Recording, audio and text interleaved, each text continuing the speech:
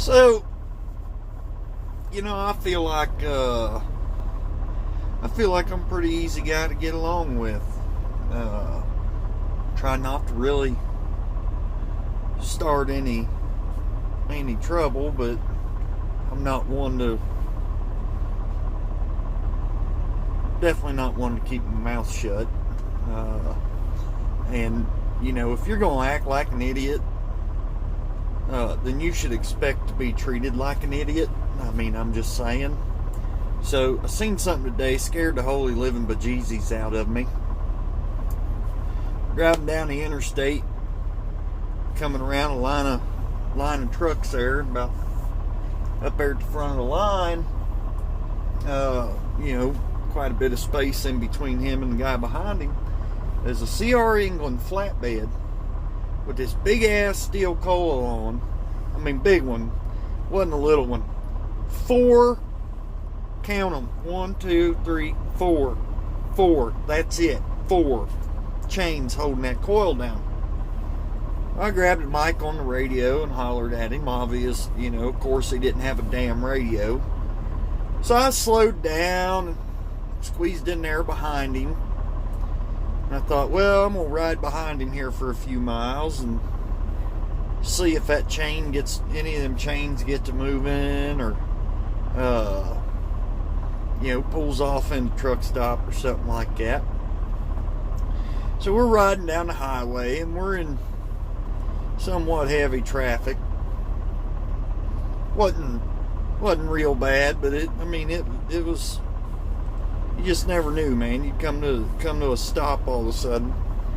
So I'm following behind him, and I see every time he taps the brakes, that coil would move forward a little bit, and then, if he had where he started grabbing gears, the coil would slide back a little bit. So I tried to flash my lights at him. I went up around the left trying to get him to pull over, and the guy wouldn't pull over. And it's like, man, this guy's gonna get someone killed. This is not good.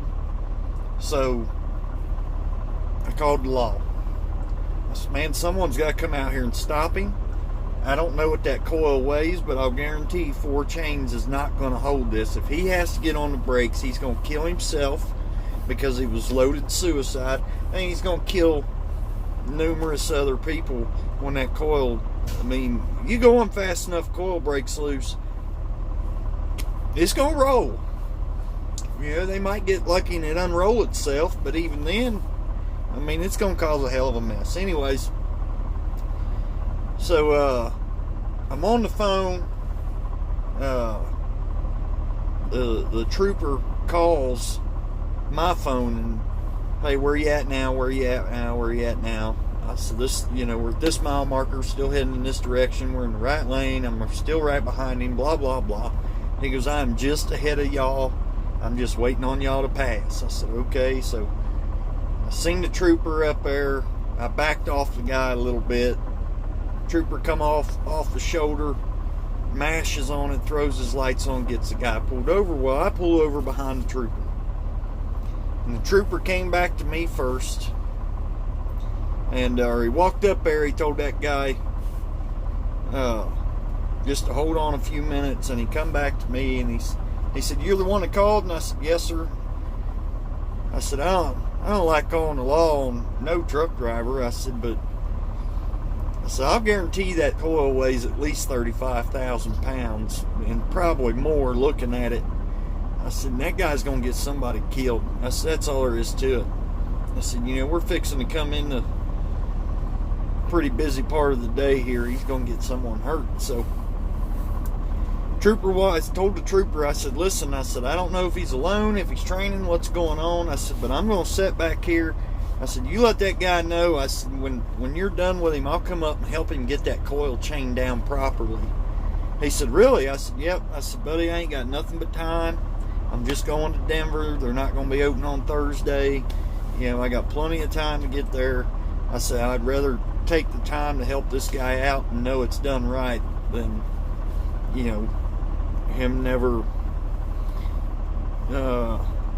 get where he's going.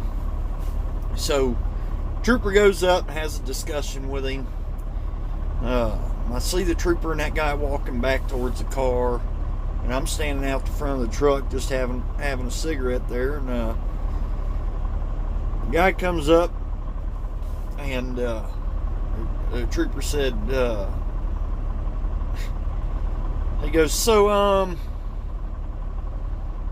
he wants you to give him a hand with that coil if you still don't mind. I said, absolutely. I said, I have no problem helping a guy out, this, that, and the other. Trooper said, so I had a little discussion with him. He said, I'm not going to give him a ticket.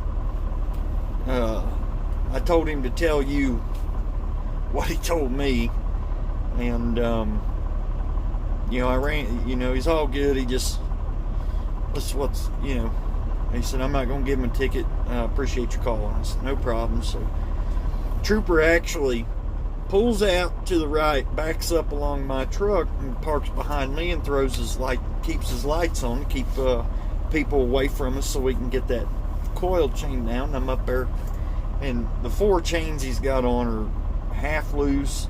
They're not done right. I mean, it was crazy. I said, buddy, how long you been pulling a flatbed? He said, oh, I've been driving about 6 months. I said, that ain't what I asked you. I said, how long you been pulling a flatbed? Oh, it just started. Like 6 months ago. Oh no, this is like my 3rd load. And they didn't put you with a trainer? Nope. They gave me a securement book and gave me a number to a flatbed trainer. Said if I had any questions to call him. He said, I've been hauling in pods. He said, and I knew those were just straps.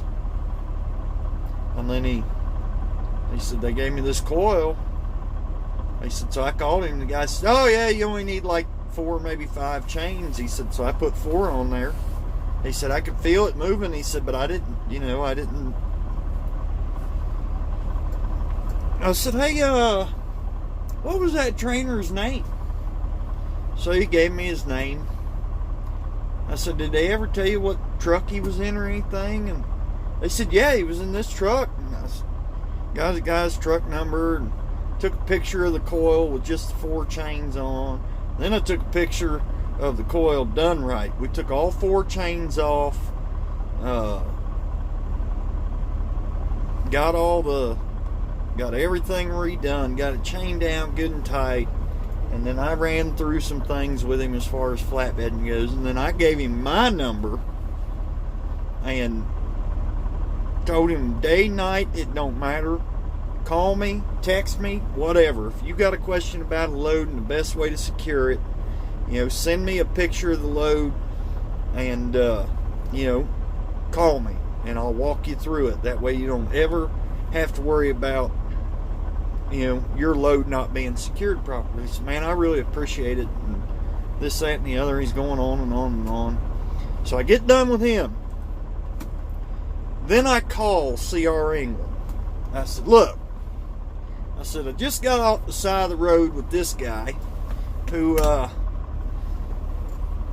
this is what happened, blah, blah, blah. And their safety person goes, well, how was it? He said, we appreciate that you were looking out for another one of our drivers. And I said, well, my question is this. I said, whose full damn idea was it to not train a guy to pull a flatbed? Well, we train all of our drivers to pull a trailer. No. That ain't what I asked you, buddy. I understand you train people to drive. You train people to pull a trailer. I said, who trained him how to flatbed? Well, they get a securement book. I said, I'm going to stop you right there. I said, obviously that securement book ain't worth a shit because that guy didn't have any idea what the hell he was doing. I said he had 4 chains, 4, on a coil that weighed 46,854 pounds. I said, if you want, I will email you the messages. I said, the guy screenshotted and sent me the messages to the trainer that you told him to call. that could explain to him how to secure a load if he had questions. And he told the guy in the message the coil weighs right at 47,000 pounds. And this guy said, oh, you only need 4 or 5 chains. I said, you gotta be kidding me. The guy said, well, and he went on and on and on. And this is it. This is the point where I probably got, there ain't no probably, I got damn rude with him. I called him some things that, you know, if you ever hear me talk to customers or other people in management, you would understand that it's not something I normally do. But I asked him if he was if he was born an effing moron or grew into it. I told him he was about the dumbest SOB I'd ever talked to when it came to flatbedding. And then I told him I wanted to talk to his boss. Well, his boss gets on the phone, and I said, sir, let me ask you something. Who is your supervisor or direct, supervisor or boss or whatever? And he said, well, that would be this person. I said, I would like to speak to them. He said, well, he said you wanted to speak to me. I said, yeah, but I didn't figure he'd go over your head to get your boss. So I end up on the phone with some operations manager, and I go plumb off. I emailed him the messages. I, told him everything that happened. I said, and then you got this dipshit down there in safety, his name. I said, and he's telling me that it's none of my concern, and we train our drivers, and this, that, and the other, and blah, blah, blah, blah, blah. And finally, someone said, sir, I will get this taken care of. And then I get copied in on an email that he sent to the guy under him, the head of whatever, and he said, this gentleman is going to be in Salt Lake City tomorrow and is going to stop by. So that's where I'm going. I'm headed to Denver, but I'm going to make a pit stop over there, and I really want to meet this guy, the first guy I talked to on the phone, because I honestly just want to see if he's just actually that damn dumb, if he's that much of an idiot, or he was having an off day or something. And I'm kind of really hoping that I get over there and see a couple other messed up flatbed loads sitting out there in their lot, so I can quite literally be like, look, you got this many loads sitting out there that ain't even secured properly. Someone went and picked them up and brought them over here, and that's what they look like. I mean, you gotta be kidding me, people. Listen, flatbedding is my thing. I love it. Oversized, my thing. I love it. Love it. It does not bother me at all to get out and pull tarps and fold tarps and throw chains and straps, no matter what the weather is. I've always, always, always enjoyed it. Always. So, if ever anybody watching these is pulling a flatbed and you have a question about a load, how to secure a load, what do you think is going to be the best way to do this? If you ever see me at a shipper with you and you're there and you got a question, come up, ask me, please. I would rather lose some time helping you make sure that a load is properly secured and properly tarped or whatever it is they need done than to see you 100 miles up the road and your load's laying across the road or down in a ditch or something because it wasn't secured properly. Flatbedding is a thing that takes skill, persistence, and the understanding that there is absolutely no such thing as over-securement. I had a guy just today where I got a load on to get me out of California, and I'm headed back to Denver with it, and it's just a regular flatbed load, and the guy come up and wanted to know why I was putting so many straps on the load, and I kind of looked at him and I said, well, so the load doesn't shift and end up getting me a ticket or killing somebody or coming off the trailer. And I kind of looked at him, well, you don't need that many straps. He goes, don't you think that's a little overkill? I just kind of laughed and said, ain't no such thing in flatbedding. So, guys, seriously, anytime you got questions when it comes to flatbedding or just trucking in general, shoot me a message on here. Hit me up on email, okay? Fred Crowe, III, at gmail.com. That's FredCroweii,